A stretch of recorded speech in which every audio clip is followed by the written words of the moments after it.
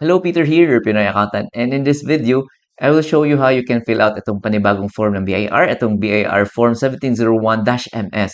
So this is the annual income tax return. At yung mag-file nito or yung dapat gumamit ito are those micro or small taxpayers. So you are considered as micro taxpayer if your annual gross sales is below 3 million. Pag 3 million naman pataas, hanggang below 20 million, yun yung tatandaan. Pag below 20 million, or 19,999,999 pesos. Ayan, you are considered as small taxpayer. So, yung tatandaan natin, if below 20 million yung annual gross sales natin, we can use this form, itong 1701-MS. But the problem is, currently, hindi pa to available sa EBIR form. So, if you would want to use itong form neto, the 1701-MS, you have to file manually na through the authorized agent banks or doon sa RDO nyo mismo.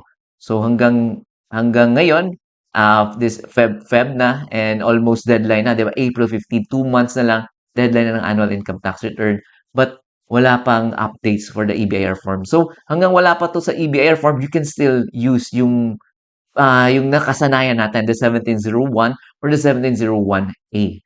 At if manual nga, yung gusto nyo gamitin talaga itong 1701-MS, ipapakita ko sa inyo kung how you can use this. And yung example natin for today is using the 8% because yung 8% yung pinakamadali i-compute since ano to, PDF, so manual. Manual natin i-compute, so kailangan nyo ng calculator or you can prepare it ahead using the Excel or mga spreadsheet ninyo. So ito, let's start. Let's fill out and hopefully we can successfully finish or complete itong 1701-MS.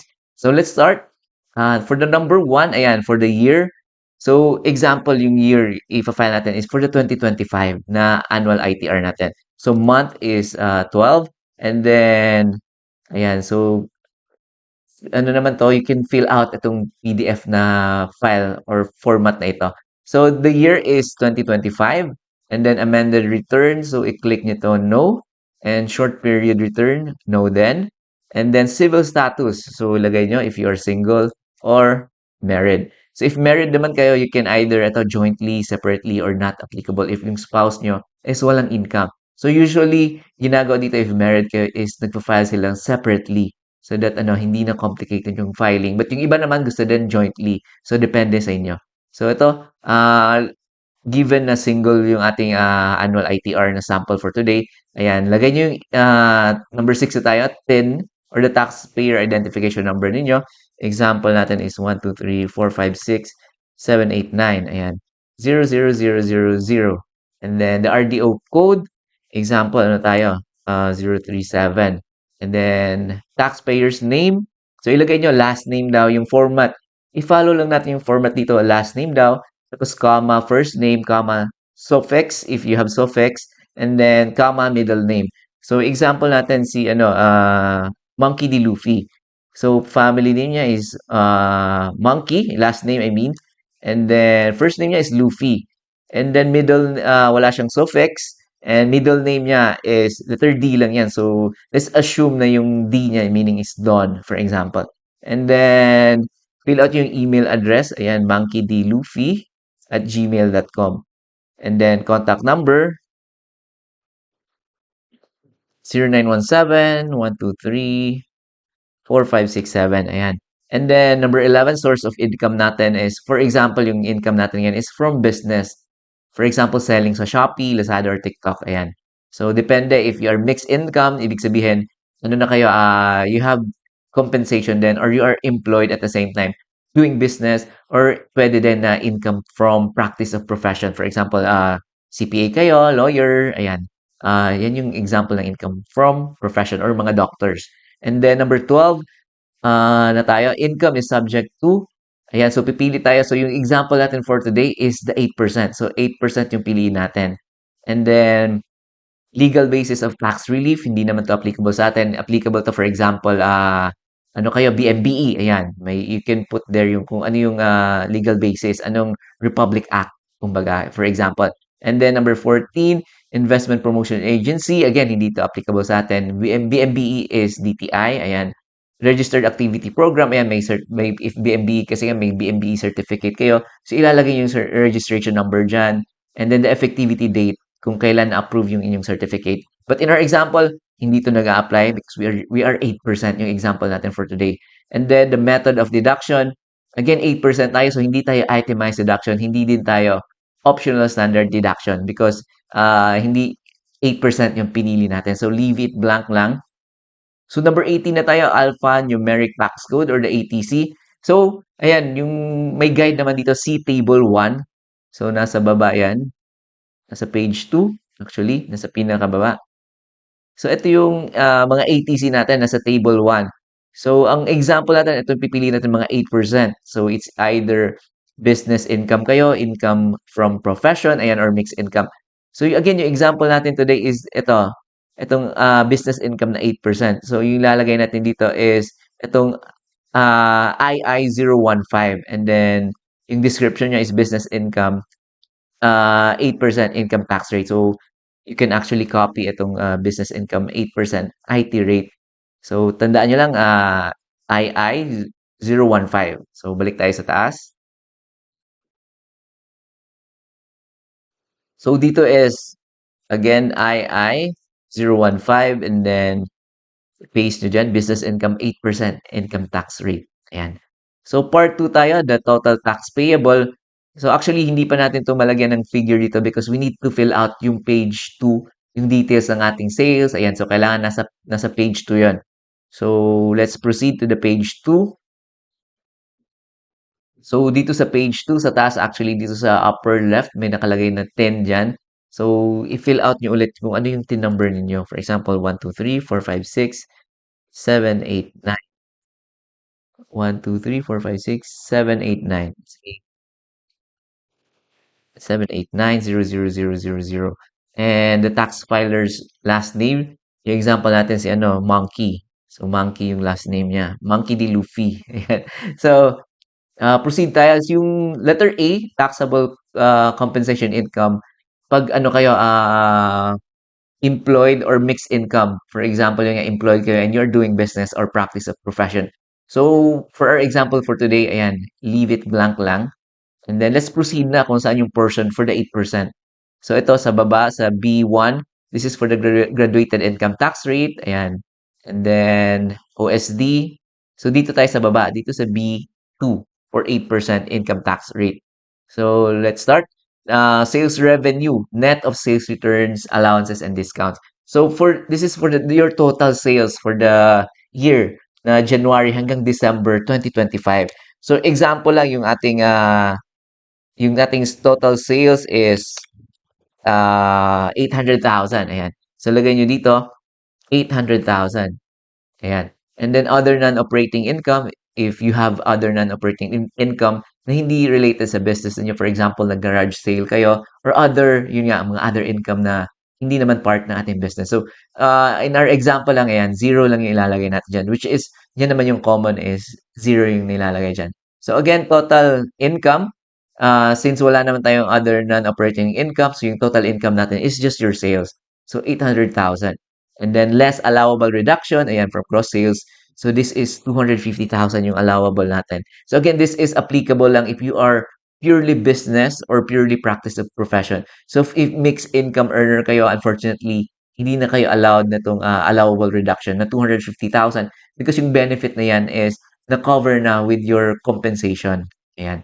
Yung taxes nyo from your compensation. So, yung taxable income natin, that is item 21 less 22. So, 800,000 less 250,000. So, yun nga, dapat may kayo calculator because so that accurate or tama yung ating mga figures. So, the answer is 550,000.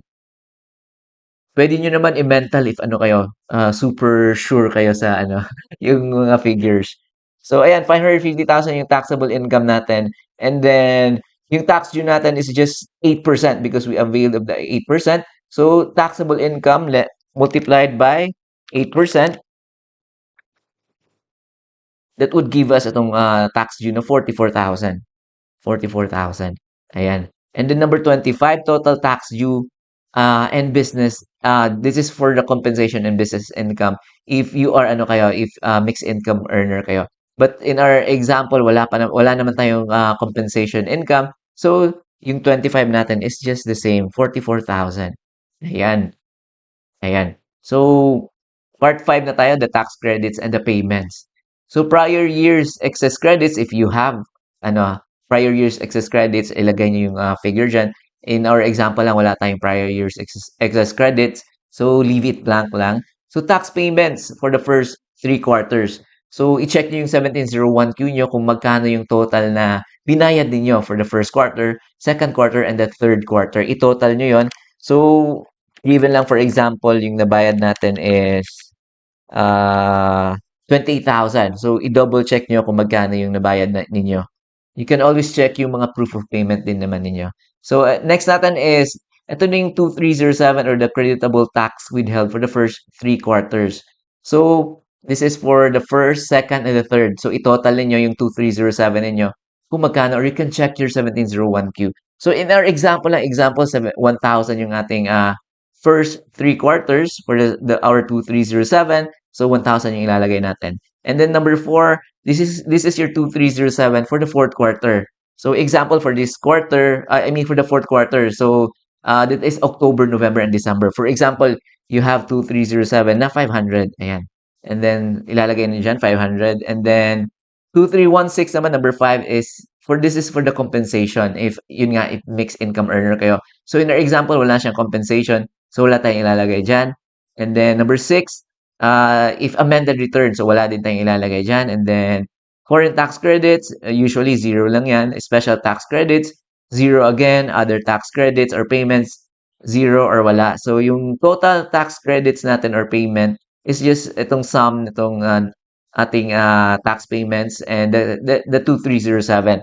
So, that will give us itong, i-add natin to 28,000, 1,000, and 500. So, that will give us 29,500. Ayan. So that is our total credits or the total payments. So let's proceed. So dito part 6, tax relief availment. So hindi to applicable sa atin. Applicable lang yan if you have yung special or exempt kayo, kagaya ng BMBE. So in our example for today, wala tayong ilalagay dyan or leave it blank lang. So we can now proceed doon sa ating page 1 because we have the details na of our tax due and our tax payment. So let's proceed sa page 1.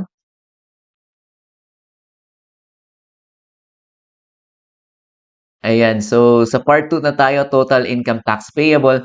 Number 19, this is applicable lang if ano kayo, special preferential rate. So wala tayong ilalagay dyan. Share of other government agency, wala din. Net income tax due, share of national government, less yung ano, wala din, hindi to applicable sa atin. So dito na tayo sa number 22, the income tax due for the regular rate. So dito tayo. So nakalagay dyan, from part 4, i-check nyo lang 18B if you are ano kayo graduated income tax or item 25 if nag 8% kayo. So i-double check natin item 25. Balikan natin yung sa baba. Ayan, so item 25 total tax due natin is 44,000. So yun yung ilalagay natin na figure. Ayan, dito sa number 22 again, that was 44,000. And then total tax due, again, so i-add lang niyo yung 21 and 22 since wala naman tayong 21 na figure, yung amount niyan is still the same. And then, yung total tax credits natin, again, i-check natin yung nasa part 5, item number 10. So, baba tayo, part 5. Ito, part 5, and then nasa item number 10 daw. So, yung total tax credits and payments natin is 29,500. So, balik tayo sa taas.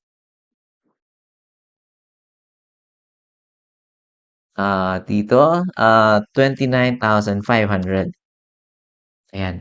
And then, yung tax payable, again, that is just, ano daw, item 23 less item 24. So, 44,000 less natin ng 29,500.